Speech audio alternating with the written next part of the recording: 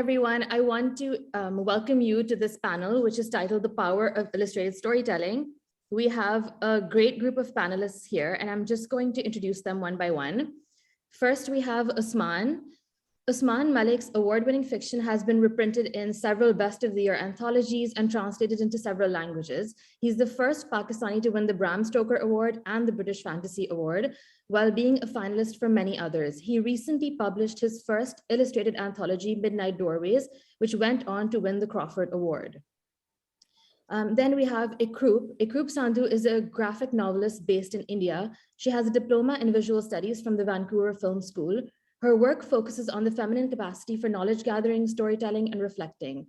She draws and writes while keeping in mind the feminist slogan, "The personal is political." She has recently drawn her first graphic novel, which is a biography on the Punjabi revolutionary Bhagat Singh, titled Inqilab Zindabad. Next, we have Samya Arif. Samya is an internationally featured illustrator and graphic designer who works in a variety of media. She is a graduate of the Indus Valley School of Art and Architecture. Samya's projects include clients such as Google, Penguin Books, HarperCollins, among others. She has been a regular illustrator at Pakistan's renowned Herald magazine. Samya currently lives in Karachi and is a part-time professor at her alma mater. Rohama Malik. Rohama is a multidisciplinary illustrator and educator who works on diverse topics from speculative fiction to mental health. She is a Fulbright scholar and a graduate of the Maryland Institute College of Arts MFA illustration program. She works in various mediums, and her work has been viewed at the WOW Festival, the Lahore Digital Arts Festival, VM Gallery's group show, Days of Light and Darkness, as well as a group show in Shanghai. And then we have Emil Hasnain. Emil is an artist based in Lahore. She has worked on projects with LUMS, EdJam Network, Orth March, and Climate Impact PK. Her work was also present at WOW Festival and the Lahore Digital Arts Festival. Emil is currently working and illustrating at the Last Word Bookshop in Lahore, and is also working on a graphic novel. So that's our amazing lineup. I'm gonna start you guys off by just saying that I think we can all agree that art transcends language. I mean, historically, we've seen with pictorial languages and poetry and theater that visual storytelling was a big deal. But if we think about the modern context, we might have lost some of that because illustrations are more, visual storytelling is sort of relegated to children's books. But recently, we've seen it make a comeback in adult literature. So you have things like, you have books like Persepolis, then you have diagrams in a book like The Curious Case of the Dog in the Nighttime by Mark Haddon. So I would love to know what you guys think about this. What has caused this shift, and is it a vital shift?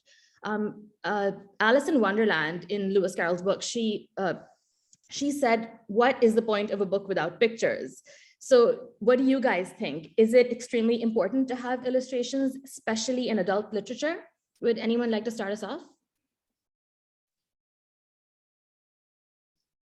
Usman, why don't you go?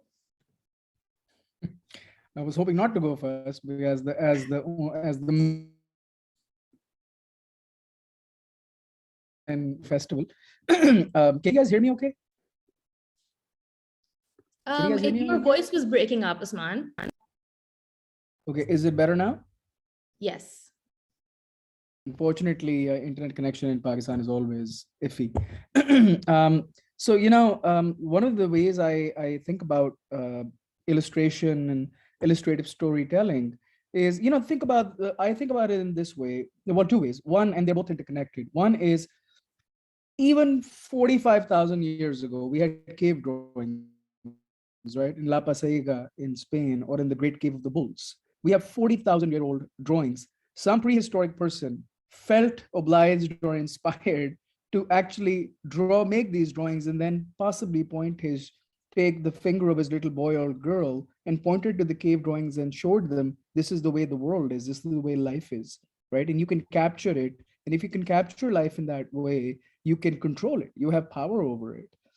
So illustration has as much power as any art form. And if you combine the visual with the written or with the musical, with any other art form, you're instantly deploying synesthetic abilities of the human mind. You're employing cross-synaptic activity to explain or describe how the world works to anyone. I wrote an article when I got COVID in 2020, and at that time we didn't know much about COVID, and I didn't know what was going to happen. So I wrote Jason, what's his last name? I'm forgetting his last name. With Apex Magazine had asked me to write an essay on storytelling, and I got COVID. I wrote an essay while I had COVID, and so in that essay, one of the things I wrote about was this idea that the world comes to a child in the form of stories and pictures. That's your first primal instinct. The world comes to you at the door as a stranger, and whether stranger danger follows or something else follows is totally up to the way we tell their story. So picture and stories in my mind are connected with the most primal way of being. Ikroop, you have published a graphic novel recently. So would you like to chime in on why you chose that medium and why you think illustrations are important? Yeah, I agree with what Usman mentioned about it being the first language that people saw. It's a communication tool, and I honestly see illustration as another form of language, and different kinds of illustrations as different kinds of cultural expressions. So when I see drawings from Japan, for instance, or if I see drawings from America, there's a very different kind of language. The line quality is very different. I see it as alphabetical, almost like ABC. I can see the difference between that kind of cultural interpretation that you would read into an illustration. So for me, it actually comes very intuitively. It wasn't something that I was consciously working towards. I thought I was very comfortable with drawing and I wanted to tell stories. So it kind of just became like this marriage that seemed to work well. And the response that I've gotten over the years of my storytelling is that somebody mentioned that there's something about looking at the visual and reading the text that combines. He's right about, your brain works differently versus when you're reading a book and you have to imagine those pictures. Now, when you're presented with that extra language and visual information, you're still imagining that face. It's just lines, but you're coming up with this entire scenery and aesthetic. And I feel the layers increase in information when you add visuals to anything that you're doing. So is your graphic novel a fictional take on the character, or is it a non-fiction? My graphic novel is about this freedom fighter, Bhagat Singh, who was hanged by the British at the age of 23 for fighting against the British. He was a revolutionary. He was hanged in 1931, so way before independence. He was only 23 and he was a communist, he was a revolutionary, he was an atheist. He was all things that we kind of have forgotten that we had those people. India has become so religiously kind of bound to the idea of religion that we forget that there were people who were extraordinarily different and they stood for the idea of India. So he was actually this young man who is very well known in India, and telling his story for me was exciting because I was kind of undoing these hyper masculine ideas that people have around freedom fighting. He was actually an intellectual, he was a reader, he was a writer, and that seems to get lost when they talk about Bhagat Singh. Now it only becomes this kind of revolutionary, violently driven young man who threw bombs in the assembly. But they forget his intellectual prowess and his, Yeah, sorry, did I answer your question? Yeah, I think that's kind of what we do with the Aurath March as well. We dissect that enormity of what they're doing, and then we focus on the very, very small violence or the very small slogan that we see that might have, sort of made us angry or made us question their entire motives. Would anyone else like to talk about the power of illustrations in adult literature? Emil, you have access to a whole library of books, and you yourself are working on a graphic novel at the moment. I'd love to hear what you think. I mean, I really agree with what Ikroop had said. I've always, sort of seen art as another language, really. Like, I think it is a language, and I think it is about communication. And definitely, yes, being here has been, really opened up my eyes to a very different world of storytelling. When I was little, I used to love comics. I loved comics, and I never understood why. I just really liked reading comics, and we would always get the newspaper on Saturdays and Sundays for me, because I would want to read the entertainment section, which would have these black and white comics printed. And I would cut them out and I would sort of compile them in a folder because I couldn't find any comic books here.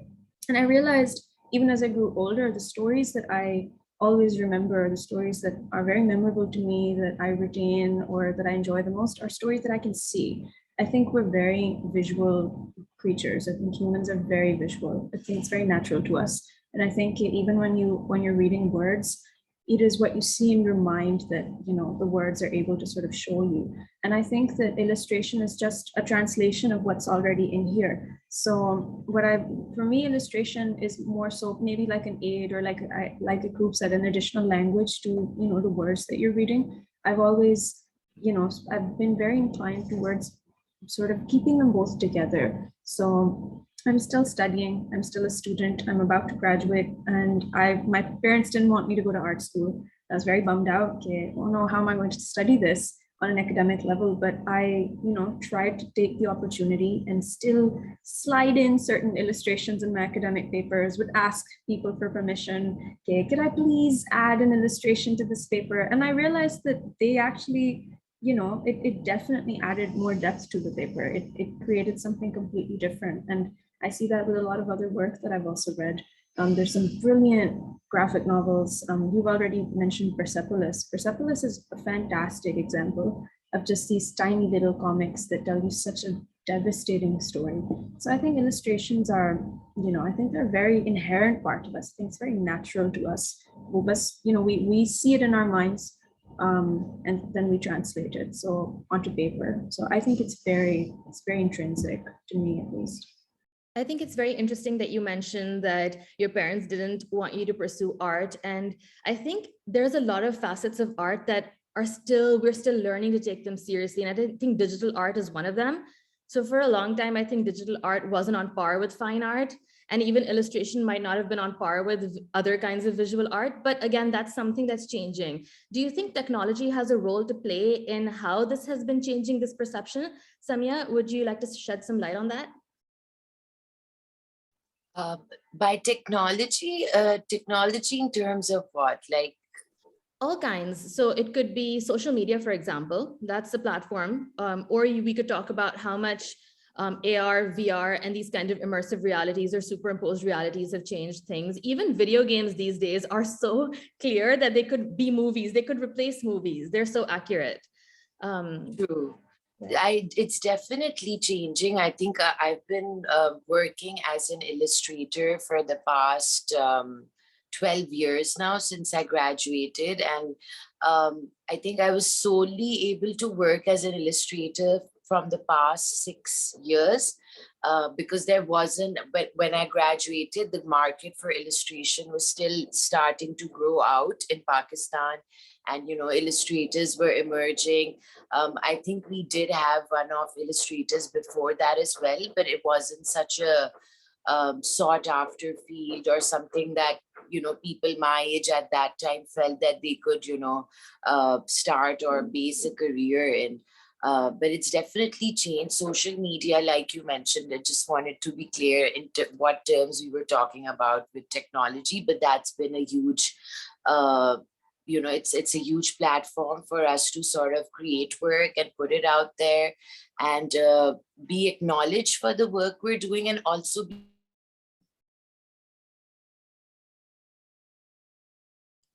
I think we've lost work through that. And then also see things like animations.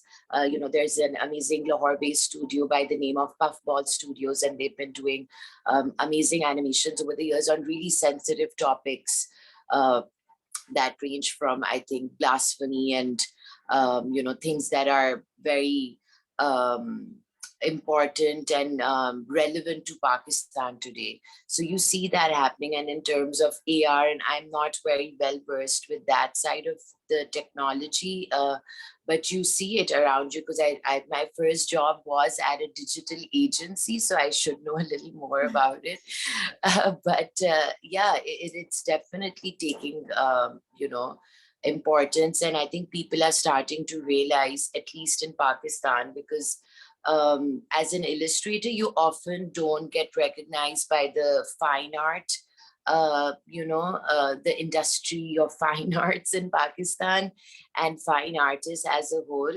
I think they see us as commercial artists because we work more on topics and clients and, on things that matter to us, as compared to a fine artist whose entire practice is solely focused on a certain idea. So, and I think that's changed over the past couple of years. I've been able to exhibit in art galleries in Karachi, which I think was unheard of for illustrators, at least in Pakistan. So yeah, it's definitely changing. I'd love for Rohama to add into that. Yeah, I think technology and social media has kind of made the entire process of disseminating art a lot more democratic, because now you don't actually have to have a middleman who is giving you that seal of approval and hanging your artwork in some physical space. Like, you can just post things.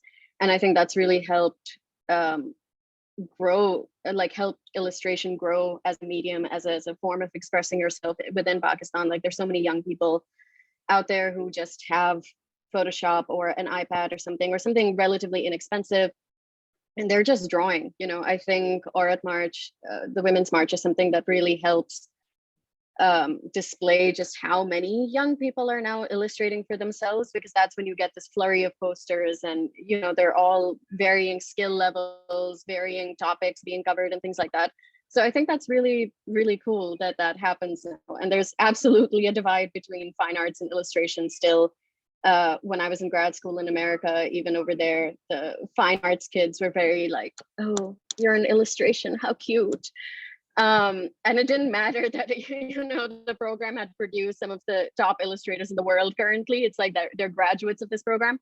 But there was definitely that divide. And it's interesting, the things that we deem worthy enough to put in a museum versus something that's just good for Instagram or for a poster campaign or something. And I think the attitudes are changing. You do have illustrators. I think of someone like James Jean, if people are familiar, he's done work for comics and, so many commercial things like murals in restaurants and things, but he's also done really, really stunning fine arts related work, right? Like, he'll get Japanese wood carvers to make his art prints and things like that. So he's someone who I really look to and admire as someone who's straddling both those worlds, because I don't think you could call him just an illustrator or just a fine artist. I think he's really done an excellent job at finding the balance between those two, and he's incredibly respected, which you shouldn't have to go into very fancy modes of production in order to be respected. But yeah, I think technology has definitely helped level the playing field, I think. And even in Pakistan, people are beginning to take notice of illustrators more. And, even the two exhibitions that Emil and I have been a part of, they've been online, but they've been mostly illustration based. And you do have people who would be considered fine artists also joining us. So it's interesting that they're at the same level now in some way. As an art educator, do you feel that, how we always hear that it's very good to have a specific trajectory, a specific box that you fit in? People should look at your work and they should know that it's your work. And then you have people like me who are trying to do like multiple things. I don't just want to be a writer. I also want to be an artist. Maybe I want to illustrate my own books, or Emil writing a graphic novel, or, Ikroop. So do you think what do you see as an art educator? Do you see that very much still exists, that people are encouraged to just follow one path or just try to create work that can be recognized? So, I don't think there's inherently wrong with pursuing style, right? I think every artist has something. I think it'll happen eventually anyway. There will be certain themes you're attracted to, a certain color scheme. I find that in my work, I use a lot of primary colors. I wish I could get out of it and just include a purple now and then, but I'm like, no, the red and the blue will never mix. And I just do that every time I start something. I'm like, this time it will be different, and then I put it next to the rest of my work, and I'm like, no, chalo, there's like 1% difference there. So I think the style argument is going to happen regardless, and I think it really depends on what you want to do from like a school point of view, what you want to do after you graduate. Because if you would like to go into commercial illustration, then it's probably for the best that you do have a cohesive style that people can recognize you for, because that'll make you marketable, as opposed to someone who's doing maybe or something. I do know that a lot of my students are kind of looking for style, and that's really just a practice thing. It's just you have to sit and you have to work and you have to figure these things out for yourself. And for my own art practice, I really enjoy, mixing up mediums. I've really gotten into embroidery as something that I use to express myself. I've done a bit of sculpture work and things like that. And that's a credit to my grad school, where they taught me these things like as kind of piecemeal projects, just to kind of expose us to as many things as possible. And I kind of want to do all of it. So I don't know if I have a particular style that I'm known for. I think for me, it is my color scheme, for example, that people would be able to recognize as a unifying thread. But I do think it depends on what you want to do. If you just want to explore, then I also tell my students that there's nothing wrong with just mucking about and being as experimental as possible, and that will also bring interesting things out. I guess you could have your different bodies of work, experimental, for yourself, for the the mainstream. I guess I understand where you're coming from, because sometimes in writing also I see myself just tackling the same theme over and over again, and I'm like, I've beaten this horse, this poor dead horse. So I understand. I was also thinking of how illustration is in such a unique place. It's a mix of literature and art. Like, you need an understanding of literature to be a good illustrator. What do you guys think about that? How do you weave both those things into your practice? Emil, would you like to start? This is like you've really hit me somewhere. I don't know where, but I feel like I've been hit right now. So my degree is in literature, because, I couldn't go to art school, which I don't mind anymore, because I've realized that it's translated into my work.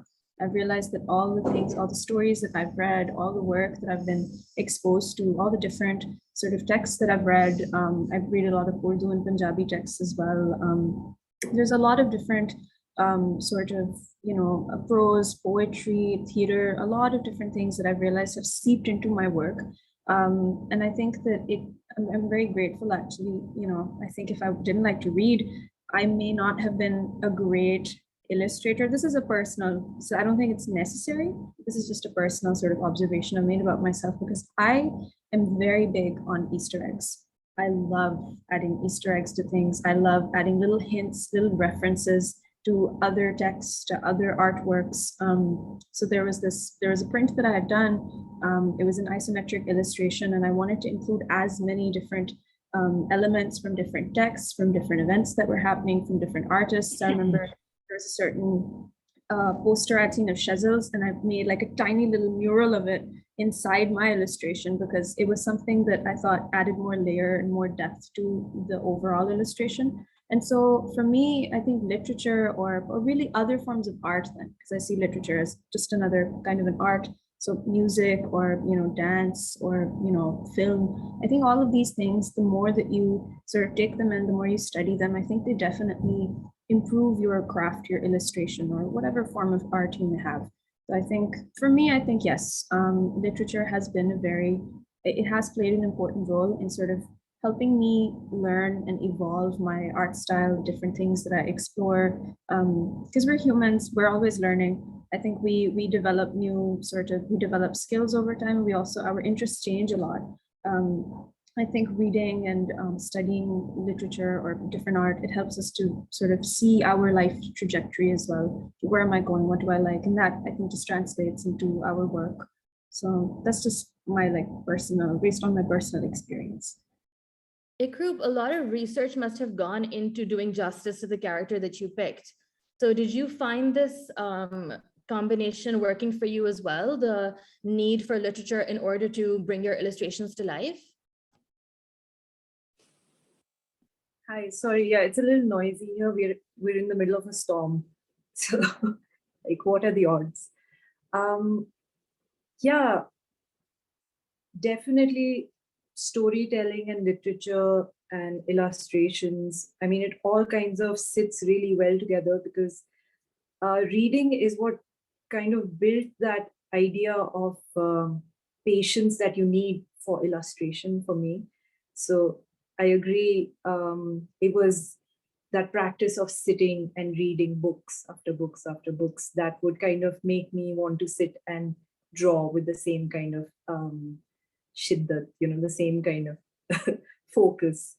Um, and for Bhagat Singh, because I have been drawing and writing, it just came naturally to me to tell the story with visuals because it felt like it's just become my medium now.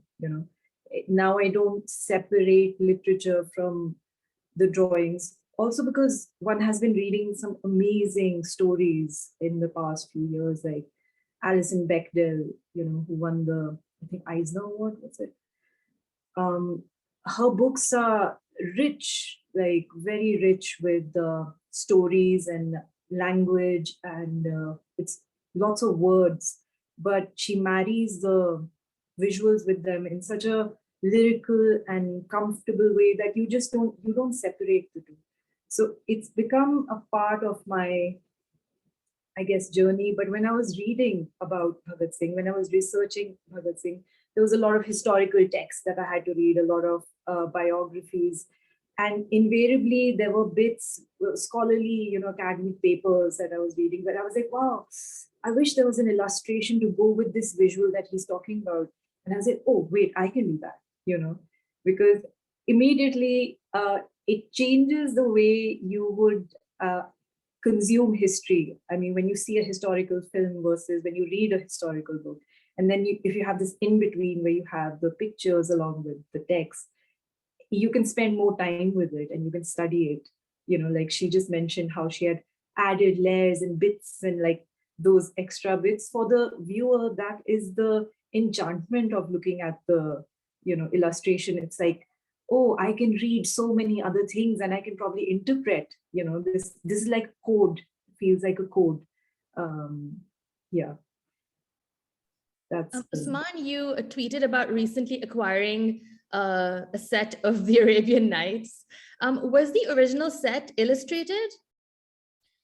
So the 1894 edition was not illustrated. The 1897 was. So what Kehkashan is referring to is I found this 18-volume set of the Arabian Nights translated by Richard Burton. And it's the first edition. I found it in a dusty basement in Pakistan, in Lahore. And I I stole it, literally. I just jumped and I stood there till I could buy it and take it home with me. We're very jealous. Well, when you come to Lahore, I'll show you. One of the things it's interesting, you guys were talking, I'm actually fascinated. We're talking about fine arts and illustration, and I kept thinking about literary and genre, right? The gutter word compared to the respected, the lineup of straight white American man canon, Western man canon. And it's striking how that bias, it's reflected in storytelling. And then along comes someone like Alan Moore or someone who's written Mouse, the graphic novel now banned in Texas. And all of a sudden you're looking at them and you're like, if your book is getting banned, there's probably merit in that book anyways. Banned books tend to have some sort of smoke that points to a fire somewhere. Whether it's the fire is on the page or in the human psyche is always up for grabs. But so I kept thinking about that fine line and how that line's breaking down in the last 20, 30 years. I met the American Poet Laureate Billy Collins in 2013 at the Key West Literary Festival. And he was one of the guest speakers, and I just kind of went up to him and I said, hey, how's it going? And we started talking. And then I said, there's this trend in American MFA programs where genre, popular fiction, is suddenly becoming the new kid on the block. And Billy Collins actually agreed. The guy's like a granddaddy professor of literature now. And he's like, yeah, I see this all the time. And he was very accepting. he was very accepting of this change, which I thought was fascinating to see, because his predecessors would certainly not have been accepting. Similarly, it seems like in fine arts, there is this sort of snobbery against illustrators. And if someone like Alan Moore or the person who wrote Mouse does write something, all of a sudden their genre transcending, right? They're transcending this divide. And it makes me think of this idea in science of splitters versus lumpers, people who split versus people who lump, who define things by splitting them up and define things by bringing them together. I feel like people like you, people who illustrate and write, people like all of you guys who borrow from different arts compared to someone like me who can't even draw a straight line without it looking like a circle. You're doing things, you're changing the world by just borrowing from these different media. And I think, isn't that the point, in the entire point of a panel on the power of illustrative speculative fiction or illustrative storytelling? I mean, I think there is power in there. And I think it's fascinating that Aurat March inevitably came into the discussion. Think about this. There is power there. There's empowerment in this illustration that anyone can democratically elect to do. It doesn't matter how beautiful it is, as long as it has the power to move the masses. And that's the great thing about social media, right? Like you see so many stories out there, like Shannon Chakrabarty's City of Brass, and so many people have made their own fan art interpretations of it, which later get included in special editions, or Rebecca Kwong's book has completely exploded with illustrations. And then later on, she does include them. So they kind of become part of the mainstream. They start out as fan fiction, and then they become something more than that. Samya, you have illustrated a lot of different types of speculative fiction, including the cover of the first issue of the Savar magazine. So what would you say, what has your process been like? You've even illustrated the poster for Chirels, which is kind of bordering on speculative fiction, right? The detective murder mystery sort of a show. So yeah, please talk about that. I think I really wanted to what both Usman and Ikroop have sort of highlighted in their conversation. I completely agree with that part where, this visual coming with text, I think the strength and power of that is something that's really beautiful. And a lot can be said with words, but sometimes you don't want to just, point out the obvious or write the obvious, and some of it has to be left on the reader or the viewer to decipher on their own. And I think the combination of words and pictures that support that, illustrations that support that because sometimes you can leave something unsaid, and that can be said by the picture itself. And I think it's a very useful tool in a country like Pakistan, because where everyone is extremely sensitive and you have to be kind of cautious of a lot of elements, that are coming to play in a place like Pakistan, especially for things like, when I used to work for Herald magazine, which is now it doesn't exist anymore, which is a sad story of its own. But they would have really sensitive issues. And for example, once they wanted to do an issue on blasphemy, and they told me we're not going to be emailing about this issue at all because our emails have been hacked. So we have to have all the meetings for the cover in person. And, they were really scared about it. And they gave me a full warning. Are you, okay with doing this as an illustration on blasphemy? And so it turned out that within a week of making some sketches and going to their office and sharing it with them, by the end, they decided they were not going to go with an illustrated cover because it was too dangerous. And instead, they decided to use a very generic image, that would not create so much, chaos or, so a lot of people getting upset about it sort of situation. So I think in a country like Pakistan, you have to be very careful. And even the illustrations that I was sort of coming up with for the, magazine cover at the time on blasphemy had to be something that would sort of, like it would visualize whatever was being said in the article, but without, upsetting people again, or, that sort of a thing. So I think this is something that is, it's important, and it's something that can be explored more in our country as well.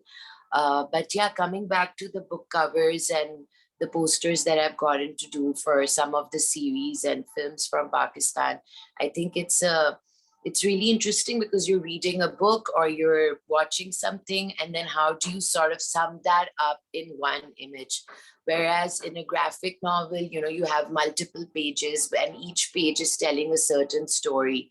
But when you're doing something like a book cover, or like how we did illustrations for Usman's book, where we had one illustration just sort of that had to visualize or sort of depict the entire story. I think the challenge in that is very interesting as well. And I think Sabine mentioned that we could show some of the books, so I quickly laid out some of them. I'm just going to like switch my camera, and sorry, I hope you guys can see. So these are just some of the book covers I've done, so everyone could have a look. And they're all very different stories. But what's interesting is that I've gotten to do a lot of book covers for women South Asian authors. And that's something that I'm really happy about. I'm just going to switch the camera, sorry. I see Rohama's book cover in there too. Exactly. And that's, I got to do an illustration. I think Kehkashan also got to do one for Usman's book. And that was an extremely fun project. A lot of the book covers I've gotten to work on are kind of like young adult novels. And while I do appreciate the work I've gotten in that sort of genre, I think my real love is for, sci-fi and speculative fiction. So to have that opportunity from Usman's side was amazing. I think it's the first time I got to make an illustration for such an amazing story that I just personally loved as well. And I really hope that that's the start of more of such things to come out in Pakistan, because, yes, we can all make some pretty pictures, but when there's your own interest, when you're working on something that you have your own interest in, I think that makes things more challenging and interesting. At the risk of manserting myself into this conversation, there's another word, manserting. I will add, Samya's illustration was absolutely gorgeous. Everyone who worked on this book, it was just, and I was just looking at these illustrations. I was marveling how artists could do it, because I have no artistic bone in my body at all. At least no visual artistic bone. I will say that though that now a lot of the speculative art is making its way to international markets, because now people are reaching out and asking about different artists by name sometimes. So I do hope that more and more spec art can be out there. I know Hazim Asif just had a piece at bittor.com. He illustrated, and it wasn't through me. He illustrated Pitchell Perry, my Pitchell Perry story, and it was just a totally random thing. Yeah, how did you come up with this idea, Usman? Because we have to give you credit for that. It was a bit of a Midnight Doorways is a bit of a pioneering effort. You decided to just, go completely a different route. Even though you could have published your book internationally, you decided to publish it locally. And you came up with the idea of selecting artists for each story. What prompted you to create an illustrated horror anthology? Because you've basically catapulted all of us with you all the way to the Crawford Awards. So please talk about that. Thank you for the kind words. I haven't catapulted anyone. You guys have catapulted the book. The way the book did well, I can pretty much guarantee you that the book would not have done well at all had it not been for the love and so much hard work you guys put into it. Everyone was involved. And Rohama's cover, of course, made it absolutely shine. And see, the idea was that, again, Arabian Nights and, classic Arthur Rackham, Edmund Dulac, all these artists that I grew up reading, I found these I did not have money growing up. I'm the son of a shopkeeper, right? So I had this pocket money, this allowance that I would put together, and I would go hunt for books in these old bookstores. And so I grew up reading these old texts with the classic, the illustrated, the abridged children version of Swiss Family Robinson. I don't know if you guys remember those tiny pocket books. And so I would read all of them, and every page had an illustration. And I just was so fascinated by them. And all my life, they stuck by. In my mind, Sherlock Holmes still has that hat and that, that pipe in his mouth. And think about it, right? We basically, the person who came up with that, I'm forgetting which one it was. I want to say it's Rackham, but I can't be sure. They popularized Holmes forever. For 150 years, this is how we see Holmes now.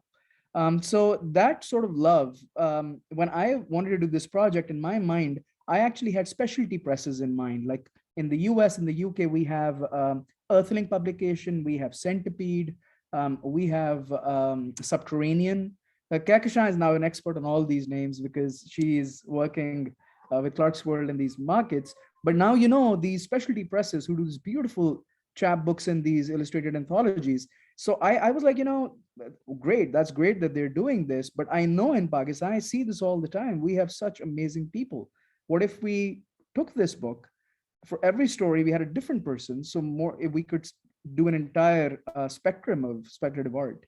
And so that's how it kind of came into being. And everyone I spoke to, including Samya, Umar, Emil, Rohama, Kehkashan, Sanya, anyone I spoke to was so enthusiastic and supportive, and which something I'm so grateful for. So that's kind of what Samya mentioned is kind of what we're trying to do with the Server magazine as well. Samya was talking about how, we take elements of the story and then we add to it. And even Emil talked about the Easter eggs and things like that. So Tehseen Baweja, who started the Salam Award, he actually has this vision. And it's very rare for people to have that kind of vision because like we're all talking about all these barriers existing, all these gateways and gatekeepers and things like that, and things not taken seriously. I think he's one of the people who really has a vision to change this in Pakistan. So he started Tasawwur with the idea that there would be speculative fiction stories and then the cover would speak for itself. So the cover artist normally doesn't read any of the stories that go into the issue. They're allowed to tell their own story through that art. So I feel like that becomes a totally different device for storytelling in every issue. So instead of just 7 written stories and then a whole other story told through the art, which I think is very important. Samya also talked about how, we can impact, like the blasphemy thing you were talking about, how much people can be riled up and how many things they can think of when you're making art, which I think basically demonstrates the point of this panel, the power of illustrative storytelling. So I feel like in Pakistan, you're right. This is a very, very complex issue. We've seen that with Aurat March. We've seen Puffball Studios navigate that very successfully. Rohama, Emil, Ikroop, would you guys like to talk about how you've seen this be apparent especially in the Pakistani art scene?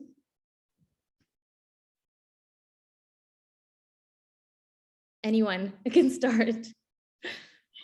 Yeah, I feel like your question kind of covers the aspects that I would talk about, which is like these more political events or things that happen in Pakistan that are of a sensitive nature and how we should navigate them.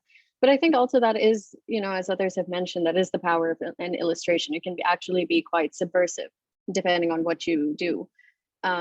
Actually, sometimes I have a problem with I shouldn't say problem, but sometimes some of the Aurat March posters, for example, leave me feeling a bit discombobulated discomfort with some of them because they're so in your face with the violence.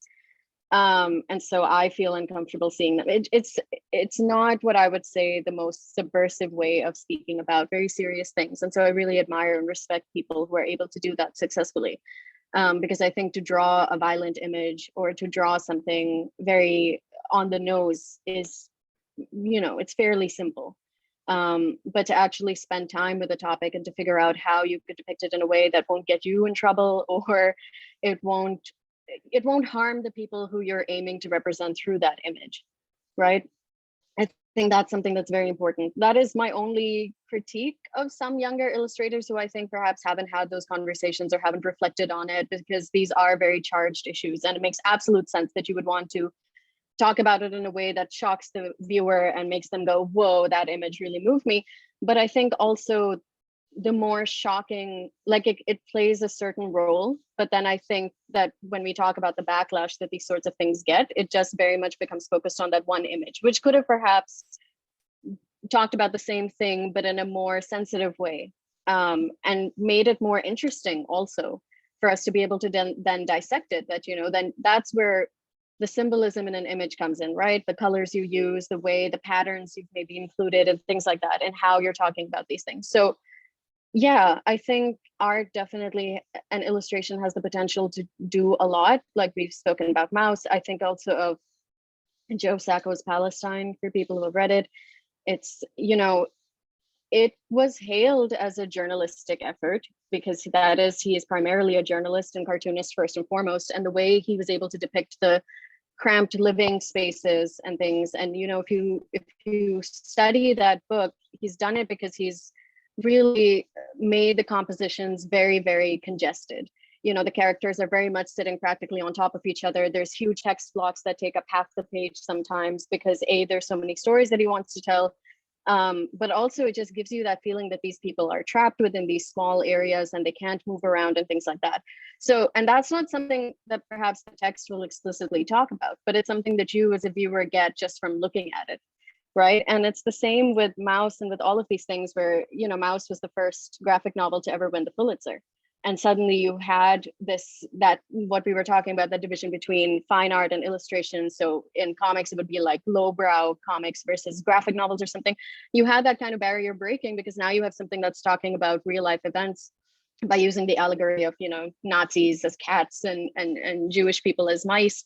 And it's been done in a way that's sensitive and heartbreaking and gets the message across and it still shows the violence and things, but I think because it's not human beings being shown as the recipients of that violence, it also allows a degree of removal. This is somewhat separate, but I always think of like kids' cartoons, like even Samurai Jack and stuff, where the fight scenes are incredible, but he's always fighting robots. So at the end of the day, the villain explodes.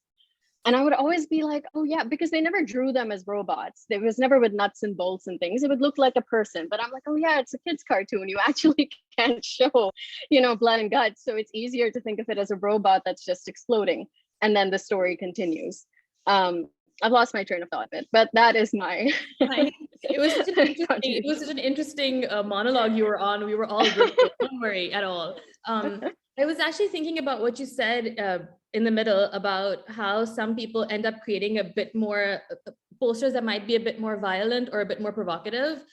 Do you think that the social media audience might have a role to play in that? Because sometimes these riveting things are what cause things to go viral on social media. So maybe they're pandering to their audience, Yeah, I think that's definitely part of it. But I will say that last year for Autumn March, I went on a poster pasting campaign around the city. And it was not a part of town that I frequent very often. And, we had the pile of posters printed. And then when we were going through them with the people of that neighborhood to ask them what we should put up, there were very few that I felt comfortable putting up. Because again, it was very violent imagery. And I was thinking, this isn't like, I wouldn't feel comfortable having this next to my house. Why would I foist this imagery on someone else in their day-to-day? And so it was really at that moment when and I had already seen all of these posters on Instagram, on Facebook, they've been shared already. And I think that's where the divide comes in, right? The digital versus real life impacts of what you're drawing. So while Instagram, absolutely, like these things can go viral, they can highlight issues in that way using technology. But I think once you bring them into the real world sphere, when you're holding them and taking them to the march, or when you're trying to paste them around town, then you have to be very careful with your intent, I think. And then maybe a new list of artworks could be curated for the physical part of it, because I felt very uncomfortable trying to display that imagery in a part of town where people had no knowledge of Aurat March in a significant way. So it also felt very like, top-down approach and things. So yeah, I think that was something that I really learned, like the difference between intent and the difference between what you want, like which audience do you want to see what, right? So I think that's something that people need to also think about more when making these things. That's a really interesting perspective, because I've talked to Aurat March organizers online. I've been part of it, but I've never actually been on the ground. So that was really interesting to find out that facet of it. Ikroop, how did you handle the violent part of the revolution in your story, since we're on the topic? Sorry, can I go to the protest posters conversation? Because Sure. last year we had this massive protest, the farmers' protest, which lasted for a year. And I was very, very involved with it because I come from that community, the Sikh community. I also come from the farming community. I'm one generation removed from, my grandfathers were farmers. So it was like very, very close to my heart. And when I was following the protest and I was following the march of these young men and old men, because it started with young men and old men, and then slowly there were women who kind of ended up going to the morcha, being a part of it. And sitting at home, I felt like I wanted to be involved, but I didn't know how because I was, sitting and working on Bhagat Singh. And so I started making these posters. So one of the posters that I made was, I'm just going to show you guys the poster. So it is, it's originally a painting by Amrita Shergill of 3 women. It's called The 3 Girls. And they're sitting very demurely in their house, where she's painted them. And somehow something struck me where I was like, I need those women to be on a tractor going for this protest. And so I kind of cut them out of the painting and put them on this poster. And Rohama mentioned about violent imagery and poster making. And it's something that it didn't strike me, but she's so right. When I made this poster, the response was, people were just like so taken in by it, even if they didn't know about Amrita Shergill's painting. And I realized because these were demure looking women and now they're a part of something which is much more, larger than life. It's masculine in terms, her driving the tractor. And I just, it makes sense to me now why the poster was so well received, because it kind of kept, it was very respectful of many, it was subversive in a very subtle way. Amrita Shergill was upper class, privileged painter. So for the middle classes and upper middle classes, they were like, oh, this is so interesting. Like intellectually, she's taken this painting and she subverted it. But for the people on the ground, at the protest, they were like, oh, there's something very lovely about seeing these demure women sitting on a tractor. So yeah, that was just something that struck me and I wanted to talk about that. Otherwise, the violent imagery. Sorry, I didn't hear you. You weren't hurting anyone's sensibilities by making someone dance on the tractor, for example. You didn't piss anyone off. And you managed to reach a wider audience because of it. Yeah, and now I understand why, after Rohama mentioned that. But about violent imagery in Bhagat Singh, I left it. I didn't go there because there's a lot of morbid imagery with freedom fighters. There's a lot of morose, drawings and blood and gore, which we have seen, and usually made by men, illustrators or painters. And somehow I didn't feel like going there because it's not something that interested me. And I'm pretty sure his sacrifice was not, it doesn't require a visual representation in terms of blood and gore. Like it just didn't strike me to go there. I very much agree. In fact, this reminds me of, I'm not going to go into details, but this reminds me of a recent, there was this bit of a controversy on Instagram regarding a current issue, which was illustrated in a very, very faulty manner, and it kind of exploded. And again, it was because you don't need to depict the violence of the crime. You're not trying to glorify it. Maybe you're trying to remember something that's more valuable than the violence of it. So I totally agree with you guys. With that said, I think we're at the end of this session. Thank you so much, all of you lovely panelists, for joining us and for giving us so many interesting viewpoints and tidbits. I hope that the audience enjoys this session when it's released. And yeah, anything else you guys would like to say before we sign off? Thank you for the excellent questions, Kehkashan. You're welcome. It was really lovely to meet all of you in person, finally. I feel like we've somehow connected, but not really. And this was our first official meeting. I would like to say that it's incredibly absurd how I can't access Pakistani illustrators or artists. It's just so absurd to me that we're anyway isolated. We work in isolation, and the fact that I can't even, like, you guys are so close. Ridiculous. But It's all thanks so right. much We for will having all me. make a Discord group. Discord is the new way for people all over the world to connect, and we will create one and add you as well. It's going to be there's going to be a no filters Discord group. We have one for the writing community. I don't know why we don't have one for art yet. So this can be the starting point for that. So yeah, it was lovely to meet all of you, and I am going to end the session now.